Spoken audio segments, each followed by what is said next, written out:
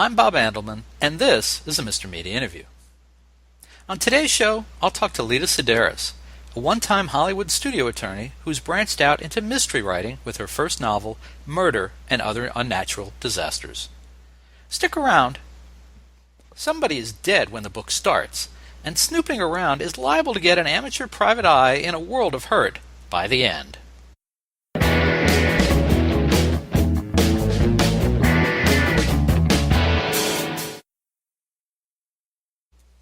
Here's a great title for a mystery novel, Murder and Other Unnatural Disasters. It's writer Lida Sideris' first crack at fiction writing, and the former Hollywood studio attorney certainly promises a lot right up front. The good news is that she delivers a fun, frothy read with lots of kooky showbiz types circling our heroine, amateur sleuth Corrie Locke. You might say I came for the title and stayed for the characterization, as Sideris moves the story along with a cast of characters straight out of central casting and plot twists that would be unlikely to be found in a book set in, well, Des Moines. Sideris started her career as a law clerk for the Alliance of Motion Picture and Television Producers, and later worked as a business affairs director at Lorimar-Telepictures, which is curiously hyphenated like Keith Ameripictures in her novel. I'm sure there's no connection. She currently works as executive director for a legal nonprofit organization and writes on the side. Lida Sideris, welcome to Mr. Media. Thank you very much, Bob. I'm very happy to be here. Delighted to have you. As I said, I love the title of your book, and I wondered at what point did it suggest itself? Immediately. It was right after my first draft, right after I'd completed it, that I thought of this title. It really just kind of popped into my head. There's murder, obviously, in the book, and a lot of disasters that I looked upon as unnatural. So it seemed like a logical title for my book. And as a matter of fact, after I sent out my first draft, I was in such a hurry to get it out there. I was so ecstatic of having written 90,000 words. I sent it to a handful of New York agents, most of whom ignored me except for one. And that one responded that the only thing he liked about my book was the title. Oh, that's mean. It was the first draft. It was well deserved. Well, it's still mean. It forced me to revise and to get it to where it was something that could be sent out and actually published. Did you ever wind up dealing with that agent again? No. Probably just as well. I mean, now, near as I can tell, you've spent your entire life in Southern California. So yes. I hope I didn't offend you by suggesting that your characters are pretty kooky. But I'm thinking maybe that's just normal for SoCal and Hollywood. They are kooky, and it is normal. And I'm glad you caught that, because that's exactly how I wanted them to behave in the book. So I accomplished that, and thank you for that. Because your hero, Corrie, is kind of she's at the center of this hurricane of craziness. I mean, the most normal person around her seems to be the former security guard from across the street, who she doesn't seem to know if she really wants hanging around her or not. Ultimately, she does, but it's kind of like, okay, you may be the most rational person here, but you're a little weird too. Yeah. I was going for weird because I wanted to entertain. I wasn't trying to win the Pulitzer. I just wanted to entertain the readers with escapades that they wouldn't find in their typical days. I was trying to entertain myself too, because my day job, can be a bit intense. So this was an escape hatch for me, carved with words, with a bunch of zany characters and odd situations and just action and adventure the whole way. And that's what I, again, tried to accomplish. Well, speaking of your day job, is it the same day job that you have now that you had when you wrote the book, or? Yes. Okay. It is. And you're executive director of? County Bar Association. Okay. So you're dealing with legal issues and lawyers and judges and all kinds every day. Great fun. Yeah. Yeah. And I'm sure you love your job and you wouldn't have it any other way, but it could probably be a little dry and colorless on certain days. There's a lot of wear and tear to it, and I think most people feel a lot of wear and tear with their day job. So again, this was an entertaining escape for me, and I hope for the reader as well. And Okay, so back to the book for a second. It tells the story of a suspicious suicide inside the ranks of this fictional studio. Now, I use the term fictional kind of loosely, so I wondered how closely does the setting and descriptions of Keith Ameripictures mirror your actual experiences at Lorimar? Well, the skeleton is there. I started out actually with the first draft being almost totally autobiographical, and I kept dozing off. It was terrible. My first chapter of my first draft had my heroine on the freeway driving to her job in Orange County and getting a speeding ticket, which is what happened to me. And so again, I was dozing off while I was writing that, so I had to keep, I had to go fictional. And so I did, and the only thing that remains again are the fact that I did work for the production arm of a major motion picture studio in Orange County, as my heroine does as well. And I did have these bosses, but none of them were quite as colorful as the bosses in my book. I drove the same type of car at the time. I lived in the same place that she did it. She lives in Hermosa Beach, California. So all the bones were there, but everything else was completely fabricated based on brief encounters I've had with maybe people in the past who had no clue that they'd be in my book. For example, this very morning, we had a delivery lady deliver our newspaper, and, I don't know her at all. I've never spoken to her, but I just had an impression of her, and I used her as one of the subplots in my book, the one that had the basketball player who lost his lucky charm. Tommy Anyway. and Georgie. Yes, exactly. This was the woman. This is one of the Tish and Trish duo that were tied into Ty and Georgie. Mm-hmm. Anyway, she just delivers our newspaper, poor woman. And I took her and fleshed her out and put her into the book. So that's basically where my characters came from. Does she know? No, I'm half tempted to tell her. I don't know her that well, but you never know. I might just run up to her one day and hand her a copy of the book. I would do that and see if she recognizes herself. Good idea. I might not tell her. I would just say, thank you. Maybe next time. Well, and legally, you'll know better than I would. Right. But I would just hand her the book and say, hey, I just thought maybe you'd enjoy this. And if she never reads it, you'll never hear anything. And if she reads it, she recognizes herself, you'll know. But Well, impossible, because I've never spoken a word to her other than thank you. Oh, well, then you should be fine. I will be fine. You should be fine. Are there a lot of other people from your life that pop up in recognizable ways? Just, again, they're very brief encounters. For example, the basketball legend. I was on the golf course once, and a basketball superstar asked if he could play through. And that was my only interaction with him, but he seemed so kind and so gentle and possibly a cat lover, so I threw him into the book as well. And so who was it? It was Alonzo Mourning. Oh, nice. Zoe. Yeah. Very nice. All right. And so okay, because of the overlap between the book and your then job at Lorimar, two things. For people who are not in the industry, tell them what they would know Lorimar for, and then talk a little bit about what your job encompassed. Well, back in the day, Lorimar was the front runner with TV shows. Dallas, Knots Landing, Full House. I mean, that was all they did. But I didn't work for that division. I worked for the home video division, which is known for its Jane Fonda workout videos. Oh. And so what I did was I negotiated and drafted contracts on behalf of the studio with various talent, directors, writers, and that's what it entailed. I just thought it would be a fun backdrop because I couldn't recall a mystery that was placed in the entertainment industry that was certainly not lighthearted. I mean, like this one.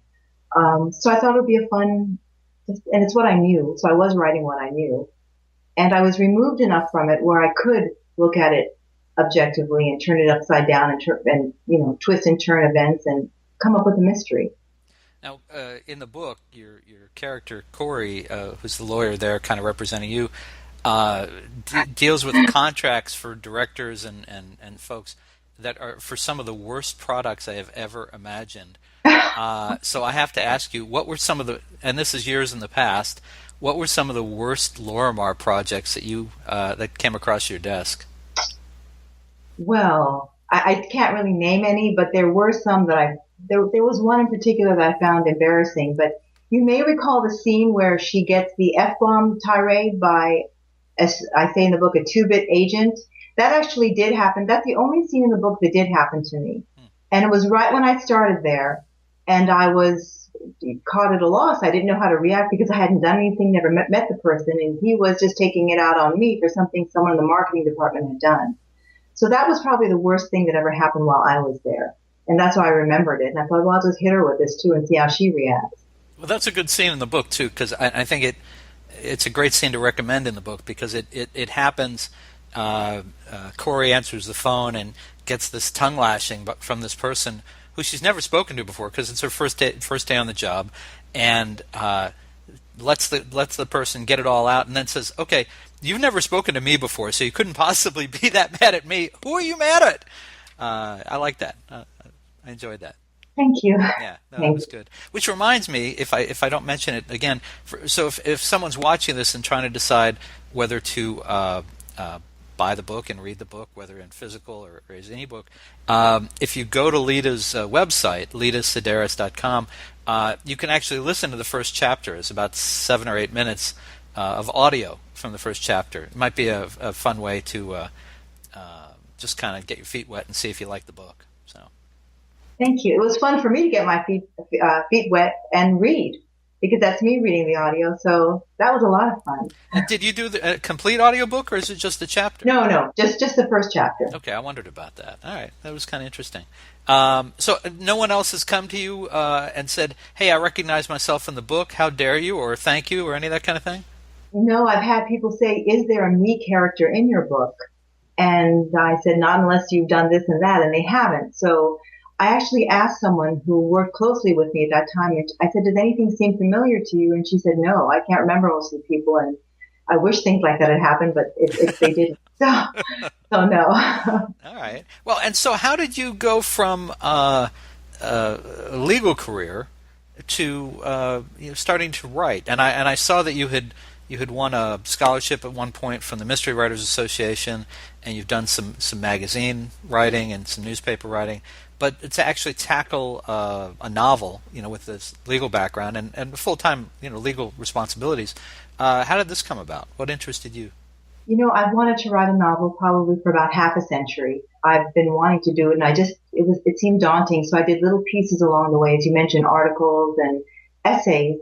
And then finally, when my kids were out of the home, I thought, this is the time. This is the only time, but I didn't know what to write. So I pounded out a work of historical fiction and sent out the first chapter for a contest sponsored by the San Francisco Writers Conference. You get a full ride if you won. And I won. And that's really what started it all. This was early 2012, because when I arrived at the conference, people actually thought I could write. So I thought, maybe I can do this. So I started writing the chapters for that novel, but they made me depressed. Every chapter I kept saying, I can't do this, because if I feel depressed, my readers will feel depressed. I didn't want to do that to anyone. So I put that aside, and wandering down the halls of my office, everyone's a litigator, and here I'm not. I decided, well, let me just go back and write something that's legal related, but not quite. And so I thought, well, just throw a murder in there. It made sense, because everyone it is a bit of a cannibalistic industry, the entertainment industry. So I thought it'd be perfect. And a book was born. I really, along the way, I'd get 15,000 words, and I thought, can I go on? It would be 35,000, 50, and then suddenly I had 90,000 words, and I was done. I think you make a great point. I make my living writing nonfiction, and one of the best tips I think you can ever offer someone is, if you think it's boring, it's boring. Yeah, that's for sure. If you don't find it interesting to read, don't hoist it upon unsuspecting readers. Fix it and make it so you're interested. If you're interested and you can be proud of it, other people will be. If you don't like it, stop right there. Don't do any more. Very true. Yeah, I think that's the case. And how is it rewarding for you to write? What do you like about it? What does it give you that you don't get in other parts of your day? Bob, you can't see my feet right now, but they're not touching the ground. This whole adventure has been, it started out being surreal, and now it's just unbelievable. I'm having such a grand time. I love it. I can't not write. It's not always easy. Right now I'm working on my second episode, my second installment in the series, and I'm having so much trouble with the first chapter, but I love every moment of it. So that's why I write. It's like, breathing or eating. I just can't do without it. I just thoroughly enjoy it. Now, as for this whole thing about your feet not touching the ground, it's probably just a little adjustment on the chair. If only it was that easy, but no. By the way, I gotta double back on something. You said a little while ago that this was something you wanted to do for half a century. Now, unless you are incredibly well preserved, and I'm thinking that would mean you were thinking about this before you were born. Yeah, exactly right. Probably in one of my past lives, right? Yeah. But I started out with poems. I won, I think, an honorable mention in some McCall contest when I was like 10 years old, and since then I've just been writing all the time. But it never reached this point that it finally reached. So it's been a while. It's been a long while. I'm a late bloomer, Bob. What can I say? Okay. All right. And where does the private eye part come in? Do you have any up close and personal experience with a private? I mean, Corrie is the daughter of a famous PI in the book. Any of that in your family? No, but I sure wish it was. It sounds like a lot of fun. I had my own small escapades. I think I mentioned on my website where I solved the case of the missing pet turtle, or we had an obscene phone caller when I was a teenager who kept calling. We couldn't get rid of him. The police could do nothing about it, but it really troubled me. So I tracked him down. I figured out who it was. So little things like that were fun. And I think everyone maybe has a little bit of a private eye inside of them. I just fleshed it out and turned it again into this book and the character's father. So let me try to guess which was closer to a Nancy Drew mystery, the case of the missing turtle or the case of the obscene caller.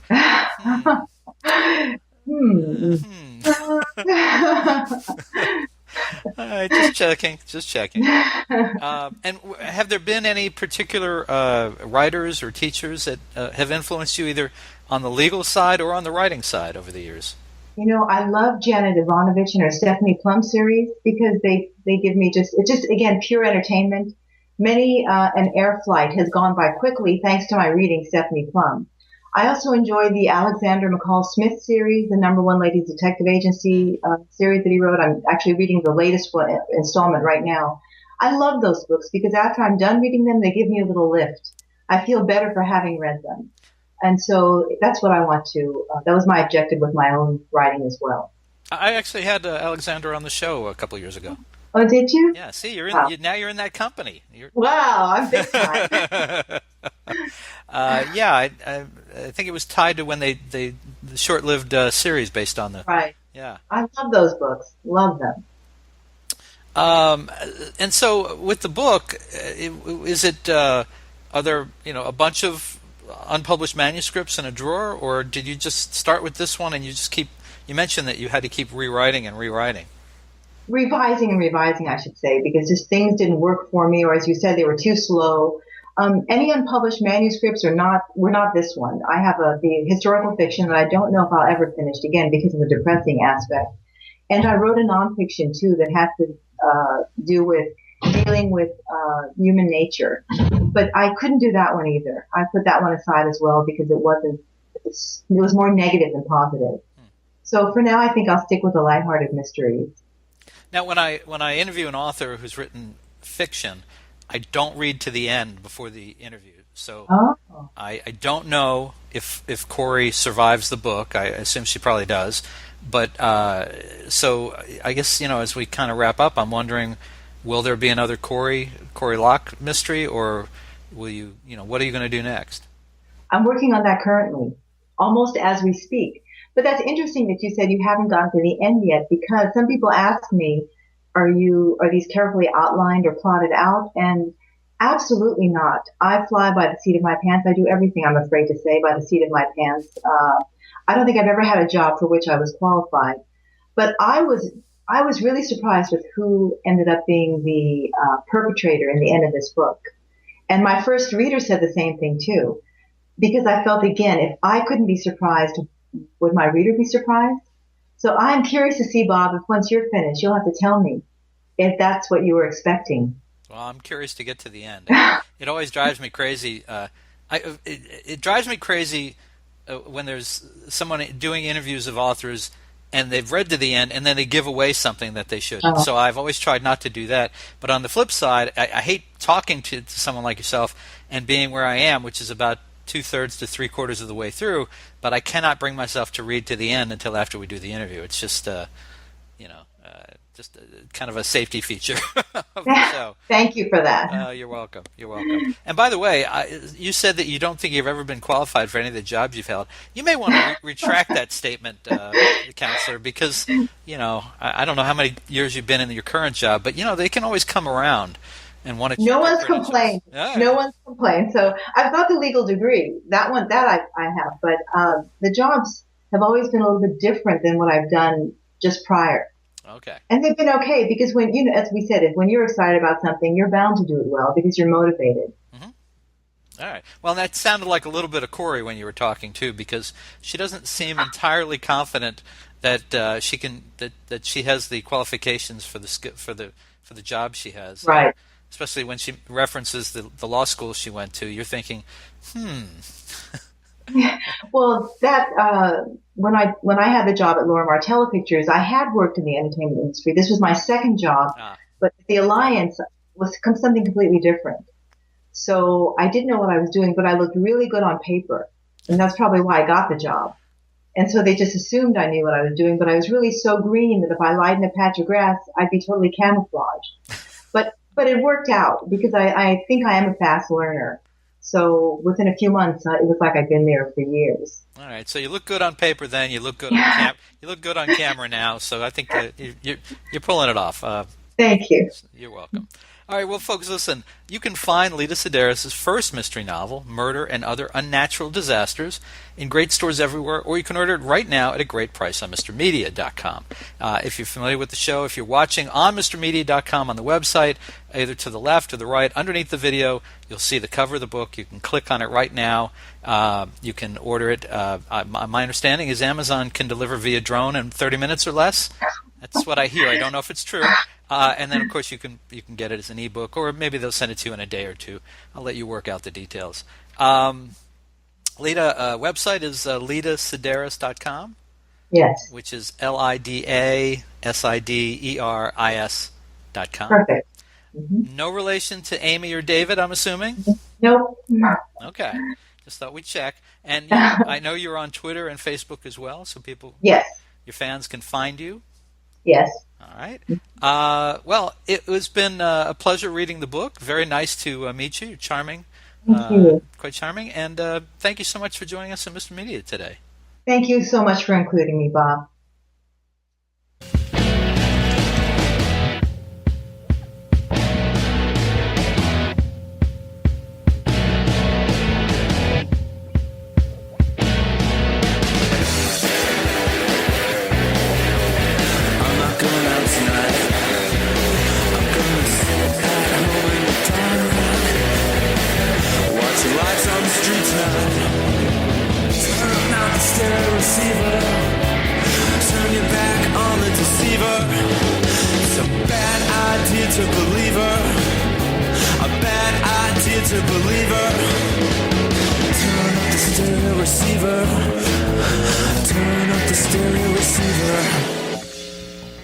Mr. Media is recorded live before a studio audience full of gun-toting gumshoes with no regard for their own health or welfare, let alone their mother's expensive wardrobe, in the new media capital of the world, St. Petersburg, Florida.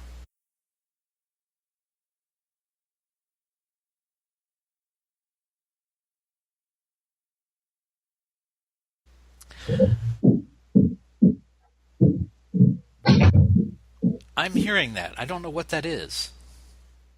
Like a thumping sound. I'm not doing anything here.